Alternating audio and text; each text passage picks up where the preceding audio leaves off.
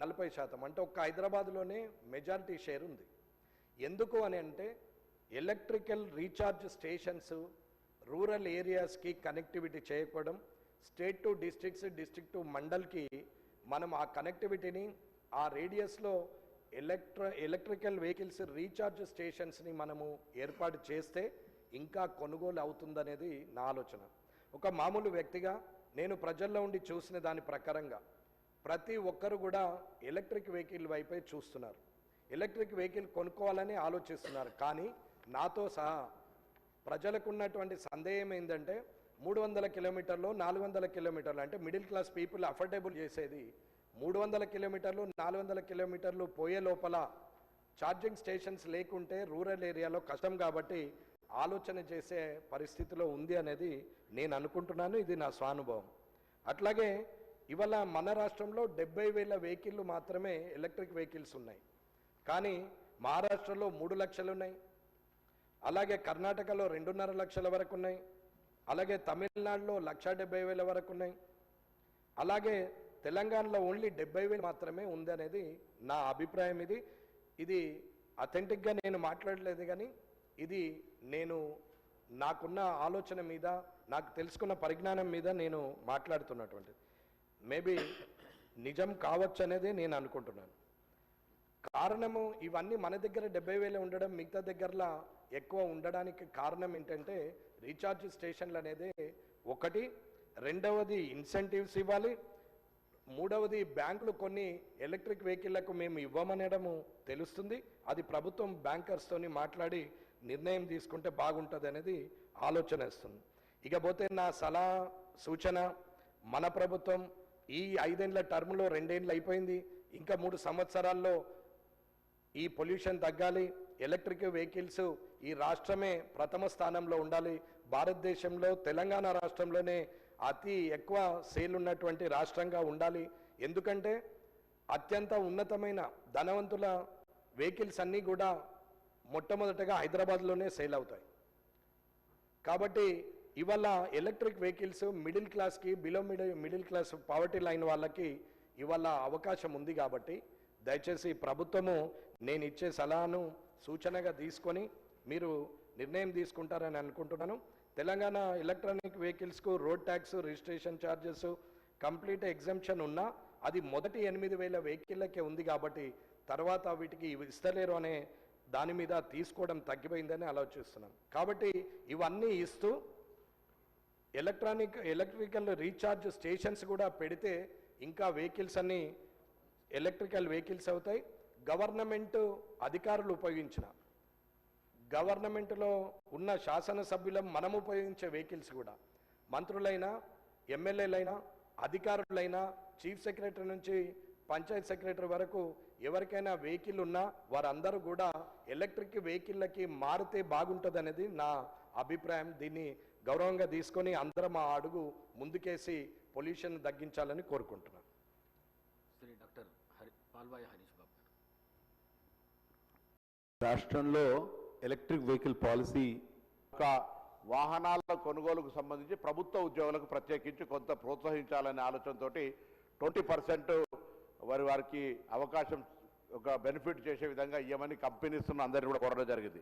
అదేగాక గౌరవ ఉప ముఖ్యమంత్రి గారు ఇక్కడ ఉన్నారు, అనేకమైనటువంటి రెన్యూవబుల్ ఛార్జెస్, దాని తర్వాత రెడ్కో ఇతరత్ర సంస్థల ద్వారా ఎలక్ట్రిసిటీకి సంబంధించిన చర్యలు చేపట్టే సందర్భంగా నేను వారిని కోరుతా ఉన్నా. ఈరోజు రాష్ట్ర ప్రభుత్వం కానీ లేదా పాఠశాలలకు సంబంధించినటువంటి బస్సులు కానీ, ఎంఎన్సీ కంపెనీలు, ఫార్మా కానీ, ఐటీ కానీ ఇతరత్ర కొనుగోలు చేసే సందర్భాల్లో కూడా 25% నుంచి 50% వాళ్ళ అవసరాలను బట్టి ఈవీ బస్సులు కొనే విధంగా ఒక నిర్బంధంగా వారికి ఒక విధానం తీసుకొచ్చే ప్రయత్నం చేస్తున్నాం. ఎందుకంటే ఢిల్లీ చూసిన తర్వాత ఈక్యూఐ ఎయిర్ క్వాలిటీ ఇండెక్స్ చూస్తే ఢిల్లీని చూసి ఇలా బ్యాక్టీరియా ఇవాళ పత్రికల్లో కూడా ఉంది, అక్కడ ఉండబడేటువంటి ఎయిర్ క్వాలిటీ ఇండెక్స్ తోటి బ్యాక్టీరియా కూడా ఉండి అక్కడ ఆరోగ్యాలు దెబ్బతింటా ఉన్నాయి. భారత రాజ్యాంగ వ్యవస్థ రాష్ట్రపతి గారి నుంచి మొదలు పెట్టుకుంటే ప్రధానమంత్రి మొత్తం వ్యవస్థ పార్లమెంటుతో సహా ఉన్న అక్కడ చెడిపోయిన వాతావరణాన్ని కాపాడుకోలేకపోతా ఉన్నటువంటి సందర్భంలో హైదరాబాద్ కానీ తెలంగాణ రాష్ట్రం లోపల మనం ఈ యొక్క ఎయిర్ క్వాలిటీ ఇండెక్స్ని కాపాడుకోవాలంటే ఈవీ పాలసీలు కానీ, ఎల్పిజి కానీ, సిఎన్జి కానీ తీసుకురావాలనే ఆలోచనతో చేస్తూ ఉన్నాం. ఆర్టీసీ పరంగా 9,000 చిల్లర బస్సులు ఉంటే పిఎం ఈ డ్రైవ్ కింద గతంలో 575 బస్సులు ఇప్పటికే తిరుగుతూ ఉన్నాయి. ఇప్పుడు మళ్ళీ 2800 బస్సులకు సంబంధించి పిఎం ఈ డ్రైవ్ కింద వస్తూ ఉన్నాయి అధ్యక్ష.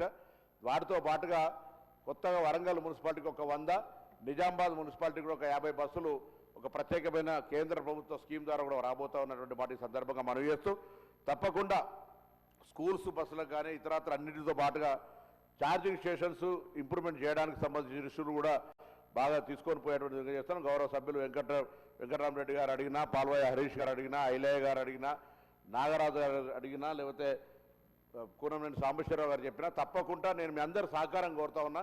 ఈరోజు మనం వాడే వాహనాలను కూడా ఈవీ వాహనాలు మనకు ఎఫిషియెంట్గా చాలా కంపెనీస్ 5 అవర్స్ 6 అవర్స్ ఉన్న 500 పైన కిలోమీటర్ తిరిగేటువంటి విధంగా ఉండేటువంటి పరిస్థితి ఉంది అనేటువంటి మాటను ఈ సందర్భంగా మనవి చేస్తూ, ఈరోజు ఉన్నటువంటి పరిస్థితుల్లో మరి జీవో నెంబర్ 41 మొత్తంగా ప్రజలు చాలా ఉపయోగించుకుంటున్నారు అధ్యక్ష. ఎక్కడ కూడా ఈవీకి సంబంధించిన విషయంలో ఈ రాష్ట్రం చాలా పాజిటివ్గా నిర్ణయం తీసుకుంటున్నటువంటి అంశాన్ని నేను ఈ సందర్భంగా మీకు మనవి చేస్తా ఉన్నాను. ప్రభుత్వం పాలసీ ఇవ్వకముందు ఉన్నటువంటి పరిస్థితికి ఇప్పటికీ చాలా డిఫరెంట్గా మారింది.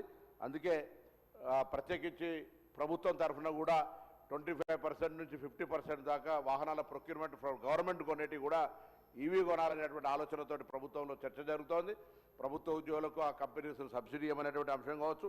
ఈ విధంగా ప్రభుత్వం తరఫున వాహనాల సంబంధించి ఆర్టీసీ తరఫున చేస్తా ఉన్నాం. ఇవి కాక 15 సంవత్సరాలు పైబడినటువంటి వాటిని స్క్రాప్ పాలసీ తీసుకొచ్చిన అధ్యక్ష. గతంలో స్క్రాప్ పాలసీ లేదు. ఇప్పటికే దాంట్లో కూడా కేంద్ర ప్రభుత్వం ఇది ఎంవీఐ యాక్ట్ ఫెడరల్ సిస్టంలో కేంద్రము రాష్ట్రానికి సంబంధించి ఉన్న సందర్భంలో 30,000 రూపాయలను మళ్ళీ ట్యాక్స్ గ్రీన్ ట్యాక్స్ కింద కూడా పెంచడం జరిగింది. అంటే 15 సంవత్సరాలు పైబడ్డటువంటి వాళ్లకు స్క్రాప్ చేసుకోవాలి. స్క్రాప్ చేసుకుంటే కూడా మేము ఇన్సెంటివ్ ఇచ్చే విధంగా స్క్రాప్ చేస్తుంటే ఇన్సెంటివ్ ఇచ్చే విధంగా వాళ్ళకు స్క్రాప్ పాలసీ కింద కూడా ఇన్సెంటివ్ తీసుకొచ్చేటువంటి ఒక ప్రయత్నం జరుగుతుంది అధ్యక్ష. జీవో తీసుకొచ్చినాం. అంటే ఎవరైనా వాహనాలు 15 సంవత్సరాల పైబడ్డటువంటి వాళ్ళు పొల్యూషన్ కారణమవుతున్నప్పుడు పెనాల్టీస్తో పాటుగా పనిష్మెంట్తో పాటుగా వారికి సంబంధించి మరి ఒక పాలసీ తీసుకొచ్చి వాళ్ళకైనా బెనిఫిట్ ఇవ్వకపోతే లాభం లేదనేటువంటి స్క్రాప్ పాలసీ కూడా తీసుకొచ్చిన అధ్యక్ష. మీరు అంటున్నట్టుగా వెహికల్స్ ట్యాక్స్ ఎగ్జంప్షన్ అనేటువంటిది చాలా పెద్ద బెనిఫిట్. 100% ట్యాక్స్ ఎగ్జంప్షన్కు వాళ్ళంతా కూడా కన్జ్యూమర్స్ వెరీ హ్యాపీ ఉన్నారు. దానికి ఇంకా అదనంగా ఇచ్చేటువంటి పరిస్థితి ఉత్పన్నం కానే కాదు అధ్యక్ష. అదేవిధంగా ఆటోలకు సంబంధించి కూడా ఆర్టీసీలో కూడా రెట్రోఫిట్ అంటే ఉన్నటువంటి పాత ఇంజన్ తీసేసి ఈ యొక్క ఈవీ ఇంజన్ పెట్టడం అనేటువంటి రెట్రోఫిట్ వ్యవస్థ, దానికి సంబంధించిన మార్పులకు అనుగుణంగా ఆ రెట్రోఫిట్ను కూడా ఈరోజు ఆర్టీసీ బస్సుల్లో కూడా ప్రయోగాత్మకంగా అమలు జరుగుతోంది. ఆటోలు కూడా రాష్ట్ర ప్రభుత్వం మొన్న ఒకసారి గౌరవ ముఖ్యమంత్రి గారు రివ్యూ చేసినప్పుడు రెట్రోఫిట్ ద్వారా హైదరాబాద్లో ఉన్నటువంటి ఆటోలన్నిటి కూడా మరి ఎక్కడ కూడా డీజిల్ వాహనం కనబడద్దు అనేటువంటి ఆలోచనతో చేస్తాను అధ్యక్ష. ఈ మధ్య కూడా ఎల్పిజి, సిఎన్జి, ఈవీ ఆటోలకు కూడా పర్మిషన్ ఇచ్చాం. యాక్చువల్గా హైదరాబాద్లో ఆటోలకు పర్మిషన్ లేదు. పాత స్థానంలో కొత్తవి రావాలనే ఆలోచనతోటి ఈ ఈవీ ఆటోలకు కూడా మనం అనుమతి ఇచ్చినటువంటి మాట ఈ సందర్భంగా నేను మనవి చేస్తున్నాను. తప్పకుండా మీ ద్వారా గేటెడ్ కాలనీలలో కూడా ఛార్జింగ్ స్టేషన్స్, ప్రైవేట్గా కూడా ఛార్జింగ్ స్టేషన్స్, రెడ్కో ద్వారా కూడా దీని గవర్నమెంట్ ఆఫ్ ఇండియా కూడా ఒక స్కీమ్ ఉంది. దాని ద్వారా కూడా మొన్న ఈ మధ్య జరిగిన రివ్యూలో మా ప్రిన్సిపల్ సెక్రటరీ గారు ట్రాన్స్పోర్ట్ డిపార్ట్మెంట్ అంతా కూడా దీని మీద ఎక్సైజ్ చేస్తూ ఉంది. అన్ని కలెక్టరేట్లో కూడా పెట్టాలనే దాని మీద కలెక్టరేట్లకు రాస్తున్నాం.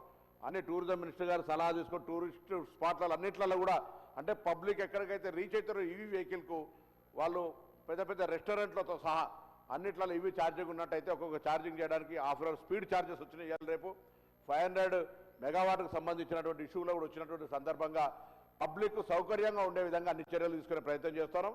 ఇది ప్రభుత్వం మాత్రమే చేస్తే అయ్యేది కాదు అధ్యక్ష.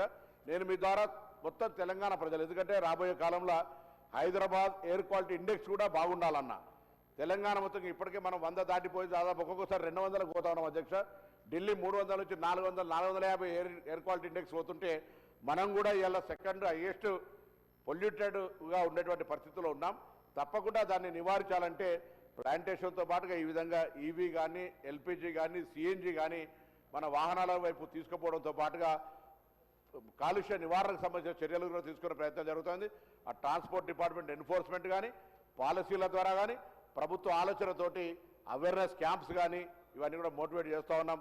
తప్పకుండా మరి ఆ కంపెనీస్ కూడా ప్రభుత్వ ఉద్యోగులకు అవకాశం 20% ఎగ్జంప్షన్ వాళ్ళకు రేట్ లోపల డిడక్షన్ చేసి ఇచ్చేసి గవర్నమెంట్ ప్రొక్యూర్మెంట్లో కూడా ఇవి తీసుకొని ప్రశ్నలు వేసిన గౌరవ సభ్యులందరూ కనీసం వాళ్ళనే ఈవీ వెహికల్స్ అందరూ తీసుకునే విధంగా, లేకపోతే గౌరవ ఆర్థిక మంత్రి ఉప ముఖ్యమంత్రి గారు కోరుతున్నాం, శాసనసభ్యులందరూ ఒక రోల్ మోడల్గా మరి వాళ్ళకు లోన్ కూడా వస్తుంది కావచ్చు, అందరికి ఒక్కొక్క ఈవీ వెహికల్ని మరి ఫ్రీగా నేను అడగలేను సార్, మరి ఫ్రీగా కాబట్టి ఒక ఈవీ వెహికల్ అందరూ కూడా రోల్ మోడల్గా మనం కాన్స్టిట్యున్సీలలో ఈవీ వెహికల్ తిరుగుతూ ఉంటుంటే పొల్యూషన్ సంబంధించినటువంటి ఒక అవకాశం తక్కువ చేసేది ఉంటుంది. కాబట్టి నేను మీ ద్వారా గౌరవ కోరుతూ తప్పకుండా మరొక్కసారి ఈ ప్రభుత్వం కట్టుబడి ఉంది. కాలుష్య నివారణకు సంబంధించి ఈవీ వెహికల్ను ప్రోగ్రెసివ్ సైడ్లో తీసుకుపోవడానికి తప్పకుండా రాష్ట్రంలో దేశంలోనే తెలంగాణ రోల్ మోడల్గా ఈవీ పాలసీకి ఉండేటువంటి విధంగా ప్రజలను చైతన్యపరుస్తూ ఉన్నాం. శాసనసభ్యులందరూ కూడా ఈ అంశానికి సహకరించాలి.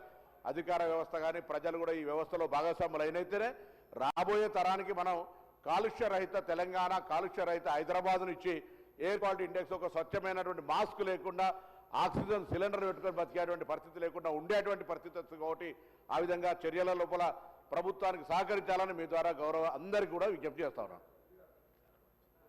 క్వశ్చన్ నెంబర్ సంబంధించి వారు గౌరవ కూనంనేని సాంబశివరావు గారు అడిగినారు.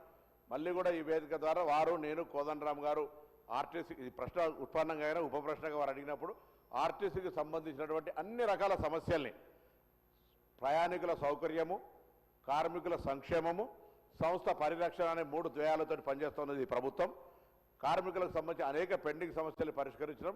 2 అంశాలు గత ప్రభుత్వం చేసినటువంటి విలీనంకు సంబంధించిన అంశం ఒకటి, అదేవిధంగా కార్మిక సంఘాల రద్దుకు సంబంధించింది ఒక పాలసీ మ్యాటర్గా ప్రభుత్వంలో ఉన్నటువంటి పెద్దలందరూ కూడా చర్చ చేస్తున్నాం. వారు కూడా అవగాహన ఉంది. తప్పకుండా ఆ అంశం మీద త్వరలోనే ఒక మార్గదర్శకత్వం వస్తుంది. మరొకసారి కూడా ఎందుకంటే తెలంగాణ ఉద్యమంలో ఆర్టీసీ కార్మికుల పాత్ర ఎవరు కూడా మరవలేనిది. ఇవాళ కూడా మహాలక్ష్మి కార్యక్రమాన్ని విజయవంతంగా దాదాపు రోజు 65 లక్షల మంది ప్రజలను 35 లక్షల కిలోమీటర్లు తిరుగుతూ 342 బస్ స్టేషన్లు 12,000 గ్రామాలను కనెక్ట్ చేసుకుంటూ ప్రజలను మరి రవాణా కలిగిస్తున్నటువంటి బస్సులు, అందులో పనిచేస్తున్న ముఖ్యంగా డ్రైవర్లు, కండక్టర్ల సంక్షేమం మీ ప్రభుత్వ బాధ్యత. డెఫినెట్లీ వాళ్ళందరికీ మొన్ననే 30 సంవత్సరాల సర్వీసులో ఒక సింగిల్ యాక్సిడెంట్ చేయనటువంటి వాళ్లకు రోడ్ సేఫ్టీ మాసం సందర్భంగా సన్మానాలు కూడా చేసినామనే మాట ఈ సందర్భంగా మనవి చేస్తూ తప్పకుండా అదేవిధంగా ఆర్టీసీలో మేము యూనియన్ బ్యాంకుతో టైఅప్ చేసుకొని ఎవరైనా కార్మికుడు చనిపోతే అతనికి దాదాపు ₹1 కోటి నష్టపరిహారం ఇచ్చేటువంటి విధానాన్ని మా సంస్థ కొనసాగిస్తూ ఉంది. కొన్ని వందల మందికి ఆర్టీసీ పరంగా ఇచ్చినటువంటి ఆ మాట తెలుసు. మొదటిసారి రాష్ట్రంలో కాదు దేశంలో కూడా సార్ రిమూవ్ ఫ్రమ్ సర్వీస్ 10 సంవత్సరాల కింద అయితే కూడా ప్రజావాణిలో అప్లికేషన్ పెట్టుకుంటే వాళ్ళందరికీ 3-మెన్ కమిటీ వేసి ఉద్యోగాలు ఇచ్చినటువంటి మాట కూడా ఈ సందర్భంగా వాళ్ళకు మరణశిక్ష వేస్తే కూడా క్షమాభిక్ష గుణం ఉంది. ఇక్కడ మేము రిమూవ్ అయితే మాకు మరొక అవకాశం ఇయ్యారా అంటే ఆ అవకాశం కూడా ఇచ్చినాం. కార్మికులు ఉద్యోగంలో చనిపోతే కారుణ్య నియామకాలు ఇస్తా ఉన్నాం. గత ప్రభుత్వం ఒక బస్సు కొనక ఒక ఉద్యోగం ఇవ్వకపోతే ఇవాళ తెలంగాణ ప్రభుత్వం బస్సులు కొనుగోలు చేస్తూ ఉంది, ఉద్యోగాలు ఇస్తూ ఉంది. సంస్థకు సంబంధించినటువంటి అప్పుల సంఖ్యను కిందికి తక్కువ చేసుకొని పోతా ఉంది. చేస్తాను ఉద్యోగం 2 అంశాలు నేను ప్రభుత్వంలో ఉన్నాయని చెప్పినా మీరు కూడా ముఖ్యమంత్రి గారి దృష్టిలో ఉన్నాయి, అవన్నీ మీకు తెలుసు. గౌరవ అందరూ కూడా బస్ స్టేషన్లు కానీ తర్వాత 2 డిపోలు కూడా కొత్త ములుగు జిల్లా కేంద్రంలో, పెద్దపల్లి జిల్లా కేంద్రంలో బస్ డిపోలు కూడా ఇచ్చినాం అధ్యక్ష. ఆ విధంగా తప్పకుండా ఆర్టీసీ పరంగా కూడా ఈవీ పాలసీలు ఇప్పుడు జిల్లా 10 జిల్లాల్లో ఈవీ బస్సులు నడుస్తూ ఉన్నాయి. బస్సుల నుంచి కూడా అదేవిధంగా రేపు హైదరాబాద్ రింగ్ రోడ్ లోపల ఎక్కడ కూడా డీజిల్ బస్సు లేకుండా అన్ని ఈవీ బస్సులు లేదా రెట్రోఫిట్ బస్సులు నడిపే విధంగా ప్రణాళిక తీసుకొని ముందుకు పోతా ఉన్నాం. దానికి అనుగుణంగా కాలుష్య నివారణ లోపల ఆర్టీసీ కూడా తన పాత్రను పోషిస్తూ ఉంది. ఆర్టీసీ మరింతగా బాధ్యతగా ఈ కాలుష్య నివారణకు సంబంధించిన విషయం లోపల ఒక ప్రధానమైనటువంటి వాహనాల డిపార్ట్మెంట్గా అది మెయింటైన్ చేసే ప్రయత్నం చేస్తోందనే మాట నేను మనవి చేస్తూ మరొకసారి గౌరవ ఉప ముఖ్యమంత్రి గారు సెక్రటరీ గారితో మాట్లాడుతున్నా. నేను గౌరవ ఉప ముఖ్యమంత్రి గారు మరొకసారి విజ్ఞప్తి చేస్తున్నా, ప్రభుత్వముల తరఫున కొనుగోలు చేసే వాహనాలన్నింటిలో ఈవీ వాహనాలు కొనాలనేటువంటి ఒక మ్యాండేటరీని తీసుకొచ్చే విధంగా కొన్ని అట్లీస్ట్ 25%, 50% లోకల్ కన్వీనియన్స్ వరకు తీసుకొచ్చే ప్రయత్నం జరగాలని సందర్భంగా కోరుతూ మరొకసారి మీ ద్వారా గౌరవ సభ్యులందరికీ ఈ యొక్క పాలసీ కానీ కాలుష్య నివారణకు సంబంధించి అన్ని విషయాల సహకారం అందించాలని నేను విజ్ఞప్తి చేస్తా ఉన్నాను. గౌరవ మంత్రి తుమ్మల నాగేశ్వరరావు. ఏమి సార్, మేము కూడా మంత్రులం కూడా క్వశ్చన్ టు ఆన్సర్ చేస్తేనే మిగతా సభ్యులందరికీ న్యాయం జరుగుద్ది అధ్యక్ష.